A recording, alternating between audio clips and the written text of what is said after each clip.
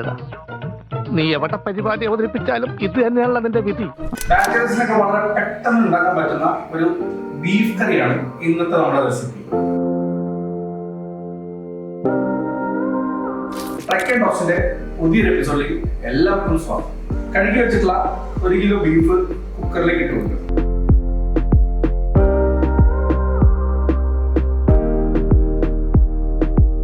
അതിലേക്ക് അരിഞ്ഞു വെച്ചിട്ടുള്ള പച്ചമുളക്, വെളുത്തുള്ളി, ഇഞ്ചി, ചെറിയ ഉള്ളി, കറിവേപ്പില ഇതെല്ലാം ആഡ് ചെയ്ത് കൊടുക്കുക. ഇതിന്റെ അളവ് ഡിസ്ക്രിപ്ഷനിൽ കൊടുക്കാം.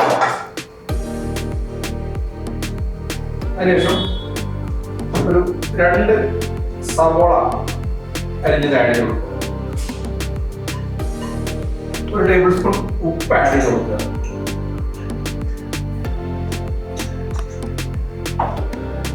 ഒരു 1/2 ടീസ്പൂൺ മഞ്ഞൾപ്പൊടി,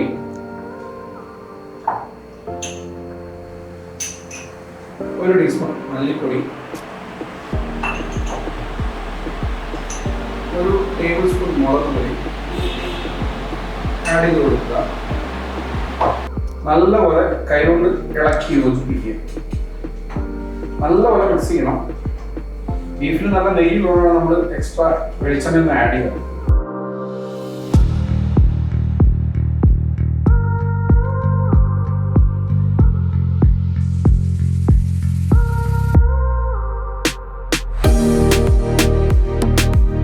പാൻ ചൂടാക്കി അതിലേക്ക് 2 tablespoon meat masala, 1.5 tablespoon Kashmiri മുളക് പൊടി, 1 ടീസ്പൂൺ ഗരം മസാല,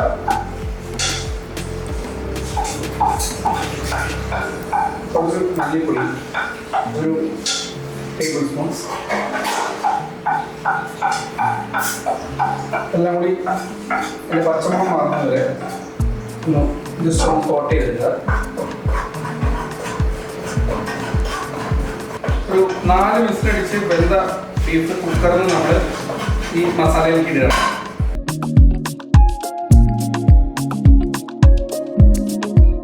ആ ബീഫിന്റെ സ്റ്റോക്കോട് കൂടിയാണ് ഇടുന്നത്.